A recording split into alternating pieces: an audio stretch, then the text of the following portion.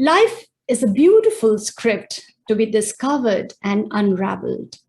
While it incites a lot of questions, it brings with it moments bathed with tears, smiles, and memories.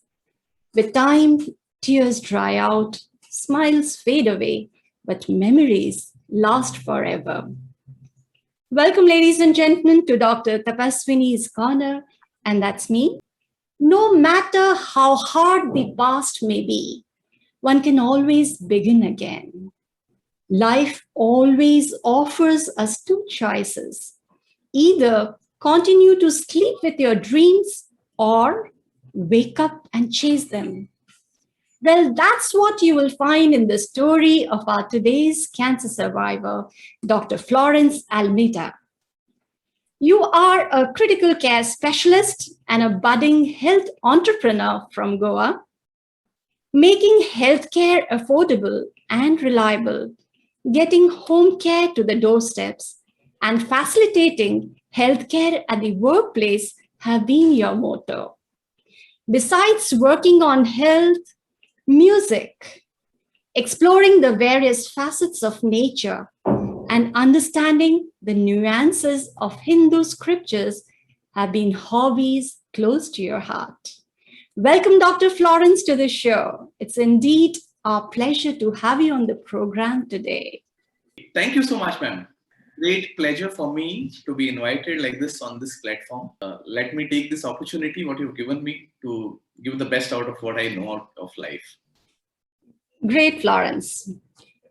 And this was year 2006, and you were just 30 years old then, completed your post-graduation in anesthesia. The job front, the family commitments all seemed going great. But suddenly, your world seemed to be crumbling down. So what alerted you? When I finished my post-graduation, so I joined this central government job, and I was posted in Delhi in the Department of Anesthesiology of one of the 200-bedded hospital in Delhi. Right. So every time I used to go to give anesthesia just before starting the surgery, I would rush to the toilet. So I never came to know about it voluntarily. It's just one of my senior colleagues. He told me, Florence, have you ever observed every time you begin a surgery, you go to washroom? Okay. Is there some problem? Okay. That was the first time. That was the first time I realized. I said, right, so you say it rightly. Every now and then I have to go to the washroom. So he said, okay, fine. When we go for a cup of tea, let's go and do your ultrasound. So radiology department was just one floor down, and we went down, and I lied down, and there was this probe put on my tummy. And then the radiologist asked me, do you smoke? I said, yes, since 10th standard. It's been a long time now. So he just turned the screen towards me. I asked him whether it's something worrying. Is something worrying? He just turned the screen to me, and I saw it. It was huge. It was huge mass of 6 by 8 centimeters, almost filling my bladder and entering into the ureter actually on the left side. For a moment, I was just stunned. I didn't know what to do. I mean, I was just stuck. Right. But do you think smoking could have been the reason for this cancer? I really find it hard to believe now. Going through the literature, it could have had contributed. It could have had contributed. But later in life, when I went through this disease process entirely over a decade, right, I thought there was more to it. It was not just cigarette. Okay. So how did the treatment start? The moment I got diagnosed, I mean, there was no doubt that I had to undergo surgery. It was very obvious. Okay. So the first option was to go to Rajiv Gandhi Cancer Institute, which was the nearest. So there was no delay in my treatment. The day I got just diagnosed on ultrasonography, the next day I was taken into the operating suite and operated. So I wanted to see. That's one of the options. I asked my anesthetist. I said, "Do you mind if I see the tumor being resected?" He said, "Okay, well, it's fine." Uh, I saw the tumor getting operated, and in between, I said, "Okay, now maybe you can put me to sleep." It was under spinal anesthesia. Okay. Um, yeah, I till that point of time I was stunned. I'm completely stunned. I didn't know how to react. Okay. And, yeah, post-operatively, things were bad. I mean, having that Foley's catheter in place post-operatively with the raw area inside the bladder, it's quite painful. It's very painful. So surgeries, in fact, what I read from your history, you had multiple surgeries. But could all these procedures take away your agonies at any point of time? After the surgery, it was more painful. Well, I had my left kidney dilated with creatinine rising very high. All those parameters seem to have settled actually. The values, the lab values for the doctors, everything seems to have settled. But the troubles for the patient as patients seem to have increased. The tumor is gone. But it's very terrible for me even if I have to drive anywhere in Delhi. First, the pain of the catheter for a few days. So it was like every time I drive, any time I had to, I start getting washroom. So I had to stop the car, and irrespective of where I am, what circumstances are there, I had to pass urine. It was quite disheartening initially. I mean, it was quite embarrassing.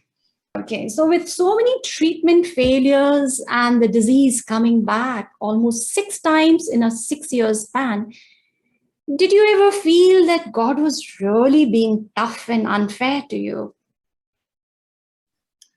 I would say no. I didn't ever think like that. Because my understanding about God is way different from most commonly how people believe. Okay. I believe that God exists in everything, almost in everything, every particle of this universe. Correct. So it would be unfair to say that God can be tough on you or unfair to us. God cannot be unfair. That's how we see it actually. But in reality, God cannot be unfair. Because once we say that God has been unfair to us, then possibility of existence of God seems to, cease completely. Beautiful, beautiful. So it's so true to say that nature never gives us problems that cannot be handled. There is an energy within us, and that always keeps caring for us. So, what's the bright side of your entire journey, which you feel has translated to be your greatest lesson of your life? I would say that I learned a lot of things actually when I went through this course of almost about 6-7 years of disease. One thing is that life is uncertain, and I learned that there is no point of putting on tomorrow what can be done today. Unfortunately, we humans tend to live our lives preparing for tomorrow or for the future. It's all the time that way. Whereas tomorrow is never certain. Tomorrow is just a probability. Today we are certainly there. Another thing what I realized is that death is certain. Death is inevitable. It's going to be there someday. But we never prepare to die. We are always in a frenzy to prepare for living. So one thing I very clearly learned that preparing to die, when you start preparing to die, you actually start living properly. That's the best way of living. So when you start preparing to die, it just happened actually. It just happened when I got this disease and when I used to gift my daughter and prepare her that someday I will die. And I realized that when you prepare to die, you will end up living better way. So it's so correct to say, we grow with what we go through in our lives. And besides these things, I learned so many other things. I mean, I learned the value of my loved ones. I learned it that we need to tell them. Sometimes we just tend to take them for granted, especially the loved ones, the near and dear ones. It's always important to tell people you love them. You can't just keep it for granted. It's always better to express. Wow. What a nice thought, Dr. Florence. Beautiful. So you tried a lot of alternate therapies from Tibetan medicine to naturopathy. What do you think worked on you? Let me put it this way. I have always been working as a doctor, but when I was diagnosed with this illness, I got to experience how the patient feels. So as doctors, when patient asks us, doctor, should I take this homeopathy medication? Should I try this medication? So we usually tend to tell them that, no, this doesn't work. I mean, it's useless. But when I became a patient, I realized that when the death is looming over your head, you can go out to any extent and you can try perhaps anything. And there's nothing, I mean, you can laugh at it, but as a patient, it's absolutely fair for them. So I tried everything. I tried Tibetan medicine, I tried homeopathy, I tried Ayurveda, and I got operated through allopathy. So, and finally I landed up having naturopathy. So when I did naturopathy and I started following all the naturopathy, it's more of a life pattern. When I started following more of a life pattern, I realized that the disease did not recur actually. To summarize it, I would say that allopathy, although removed all the hurdles in my disease, naturopathy is actually brought about the cure. From then on, I learned to respect that every pathy has its own charm. There's a place for every pathy. There's a place for every pathy. Correct. So you think that there is science behind these therapies also? Oh, well, yes, ma'am. Well, yes. After I got that cure from naturopathy, I went ahead and I graduated myself into naturopathy and yoga. And I have been treating some people who have been having illnesses which cannot be cured by allopathy, like chronic gastritis, chronic sinusitis. Wonderful.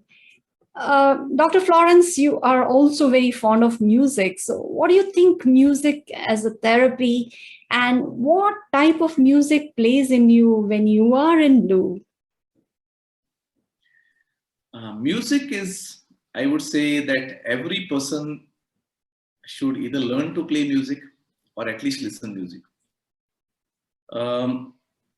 Going back into the depth of the music, when I started learning music, when I took my first class in guitar, I asked my teacher that, you tell me what is this Sare Gama Pada Nisa? I mean, what is this Do Re Mi Fa Sol La Si Do? So he told me they are just notes. There was this beautiful thing which I found in Do Re Mi Fa Sol La Si Do. So they are basically fixed frequencies, and almost having a relation with one another. So Do has a relation with Re and then Mi. And then I realized if you play any combination of this Do, Re, Mi, Fa, Sol, La, Si, Do, the mind appreciates it as music. But if you play any other frequency in between this Do, Re, Mi, Fa, Sol, La, Si, Do, the mind doesn't appreciate it as music. So one thing I realized, that means mind is by birth designed to appreciate music only when certain frequency sounds are played in a random manner or in a fixed manner. You cannot introduce additional frequencies. That took me into more depth. And then when you read the Hindu scriptures, it tells us that all the creation comes through the sound. And I believe that music is something which takes you more closer to that creativity actually. It brings you more close to your own self. Well, about your other question, that what music do I listen to when I'm in blues? I listen to blues only. I listen to jazz. You know, there's a beautiful Hindi song which is sung by Mohammad Rafi Sahab. I don't know whether you've heard it or not. It is from a movie called Hum Dono, and the lyrics read as, मैं जिंदगी का साथ निभाता चला गया, हर फिक्र को धुएं में उड़ाता चला गया. जो मिल गया उसको मुकद्दर समझ लिया, जो खो गया मैं उसको भुलाता चला गया. So this is, a song which really touches me, and it's got such a deep meaning. So every music is soul stirring in whatever form you may listen to. And yes, it is also nowadays being tested as a therapy, alternate therapy for treating cancer patients. Now, Dr. Florence, tell us, do you at any point of time feel that life is too short and you need to go miles before you sleep? Yeah, exactly. See, there's one fly which is called as mayfly. Uh-huh. Mayfly has a lifespan of 5 days. So it grows, it mates, it lays eggs, gives birth to new ones, and it dies within 5 days. And on the other side, there is a tortoise which lives for 200 years. Okay. So to say that life is too short, it's just a personal thing actually. I cannot say that life is too short or too long, because I think how much you live is not more important. How you live is more important Yes. in those given years. So you should add life to your ears. Yes, Right? yes, absolutely right. Absolutely right. Correct. So, what is that prayer which gives you constant solace? Okay, well, this is a really beautiful one. It so happens that when I was in Goa as a child, so we used to have something called as retreat in 10th standard. So I went to this holy place in Goa. Most of the people are aware of it, where there's a relic of Saint Francis Xavier. So it's a holy thing for the Christian people. So we went for a retreat there as a child, and there was Father George, a very uplifted soul, I would say. So he had a competition when we were on the retreat. So he gave us one prayer, and he said, anybody who can remember it first, I would give them a prize. So the prayer, I would love to recite that prayer rather. Wow. I don't know whether I'm able to remember it. So the prayer goes like this. Dear God, help me to spread thy fragrance everywhere I go. Flood my soul with thy spirit and life. Penetrate and possess my whole being so utterly that all my life may be a radiance of thine. Wow. Shine through me and be so in me, so that every soul I come in contact with may feel thy presence in my soul. Wonderful. Let them look up and see no longer me, but only God. Great. Mother of God, my mother, make me love my neighbor, not only because there is God in him, and much more because there is God in me. Wow. So it was such a wonderful prayer. It just remained in my life. And believe me, all this during disease process, I have been reciting this prayer now and then, every time on the hospital bed. Beautiful. So one should never give up on prayers, because God sometimes answers in the most unexpected way. There's a beautiful liner which reads that the wind may blow in any direction, but the direction in which one goes depends on how you set your sails. So, what in your thought is your turning point in your life which set these sails ready? Turning point in my life, I realized that once we start living, we need to know how to live, which is very important actually. It so happens that I realized it that we get trained in every field, in every aspect of life. Right. As children, we are taught mathematics, we are taught physics, we are taught chemistry, we are taught every subject. But unfortunately, nobody teaches us how to live life. Mhm. So I believe that we all should strive to learn how to live life. I mean, maybe through somebody who's a wise person, or maybe through scriptures, or maybe through whatever self-help books can come. And I went through this Vedic scriptures, and that brought about a lot of change in my life. I mean, the way I approach my life as on date, the way I do things, they are different. The way they used to be before my disease, actually. It's absolutely different. Best thing what I learned was that with the death looming in front of my eyes, I realized that the best way to live is by preparing to die. And with every moment what you live, when you start living for others to bring happiness and joy onto the face of others, the bliss what you can get, that can never happen by living for your own self. So these were the biggest changes which came into my life. I mean, that absolutely changed my way of living. Right. So, Dr. Florence, you, with so many professional assignments that you dabble around with varied, which have of varied kinds, you're running a health-related software company, you're partnering with different hospitals, and of course, you are professionally deep into as a critical care specialist. What gives you that inner strength to achieve all this? Yeah, I would love to continue with what I said, actually. Okay. I have realized it that whatever endeavors I take, whatever assignments I take, the first thing I try to find out is through these assignments and through these endeavors, how would I be able to make life of people around me happier, more joyful, more peaceful? That is the innermost driving strength which I get. And I start finding when I work thinking from this perspective, I have learned that I don't find any task difficult. It seems to be just becoming simple. Because there is no selfish motive involved. You are not working for your own self. When you work for others, there is a different energy which works in you. Correct.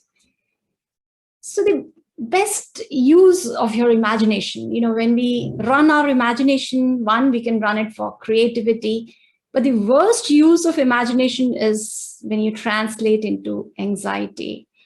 How would you run your imagination to its best capacity? I would not imagine anything, any extraordinary change which I would want to bring about. Yeah, because I feel that once you consider that this entire universe is filled with the Creator, the Almighty, or God, I feel there is no much to change. I mean, there is not much to imagine left. There is not much to crave for. You will end up in a state of complete surrender. Right. So when you go into a state of acceptance of whatever's happening around, there is not much place for imagination or much space for dreaming. There is a lot of space for observance, rather. You can be a spectator. You can be a passive spectator sometimes, or you can be an active spectator, just acting like a mediator through which things happen. So someone who is in a state of complete surrender, I don't think there is much space left for imaginations and dreaming, and rather it's better to watch things beautifully. Beautiful, beautiful thought, Dr. Florence. One little comment from you. Do you really think that a sound body rests in a sound mind? We often say this. Yeah, I mean, I guess the quote is, the sound mind rests in the sound body, if I'm not mistaken. What you're asking is, sound body stays inside the sound mind. Correct. Is it so? So the sound body is actually a manifestation of a sound mind. The body is a gross expression of something which is very subtle. Correct. Yeah, unfortunately, what happens is we humans always remain in this false perception that when I say I am Florence, I remain in a false perception that I am this body. But actually, it's not. So just let me prove it. For example, if I cut both my hands and throw them off, and if you ask me, who am I? So I would say I am Florence. If you cut both my limbs, lower legs, amputate both my legs, and if you ask me, who are you? I would still say I am Florence. So let's take a hypothetical situation which is possible scientifically. You cut me up till the neck and you ask me, who am I? I would still say I am Florence. So now you cut my nose, remove my eyes, and then ask me, who am I? I would say I am Florence. Now, if you go to see, the entire body is gone. It's completely lost. But yet I am saying I am Florence. Now the question arises is, where is this I? What is this I? So this I is definitely not this body. Body is just a manifestation of something, gross manifestation of something which is very subtle.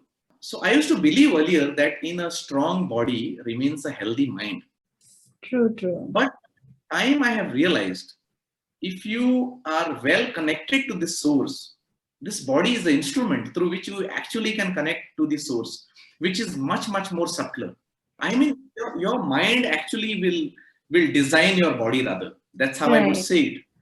So the mind will drive you to perhaps do exercise, may motivate you to give up on bad habits, okay, may inculcate good habits, may go for a walk every morning, but then it's the mind which is the key, because it's more subtle than the body. Perfect. Love the answer, Dr. Florence.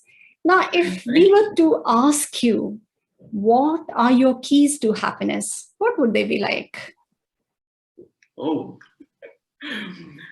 the key to happiness is living in the moment and living whatever actions you do them for others. It is written, and it is to a somewhat extent experienced, when you get a glimpse of something which is more subtler about your own self. You get a glimpse of what that true I is. So once you get that understanding about what your true self is, okay, you are completely blissed. It's a complete moment of happiness, but and there is one problem comes with it. Once you attain that blissful state or get a glimpse of it, you start feeling that everybody else also should experience that. But then that becomes a desire, and that brings about a sorrow. So I think a state of being blissful, not having too much desires, learning to just observe things, in a non-judgmental manner, is one of the most beautiful key you can hold in your hands to be happy any moment of time. Wow, Dr. Florence. So wonderful to hear all this from you. So to the end of our show, what is the final message that you would love to share with our listeners? I think life is beautiful. Life is one thing we all need to know, no matter where we are placed, where we are, how we are. Life is extremely beautiful. And as long as we know how to live it. And if someone has not learned how to live life, it's time to pause. Actually time to pause and learn how it works, and then start living. So it's like, I would say, it's like the game of chess is beautiful as long as you know to play it. If you have not learned to play it, then there's no point, keeping a chessboard with you. So the final message I would say is, find out what life is all about, learn to live it, and then live it. Wow, beautiful. Thank you so much, Dr. Florence. It was indeed a great pleasure to have you on the show today, and a lovely, thought-provoking story of yours. Thank you so much, ma'am. Thank you so much. We all have 3 eyes, 2 for looking out and 1 for looking in. But all the treasures that we keep hunting for all our lives are actually stored within us. Let's learn to trust this journey, even if we don't understand it. Sometimes things which we never wanted or expected turn out to be what we needed. So remain positive. It's a silent prayer which can change everyone's life. Thank you once again. Thank you, Dr. Florence, and thank you to all the listeners. See you next week in another episode. Till then, goodbye.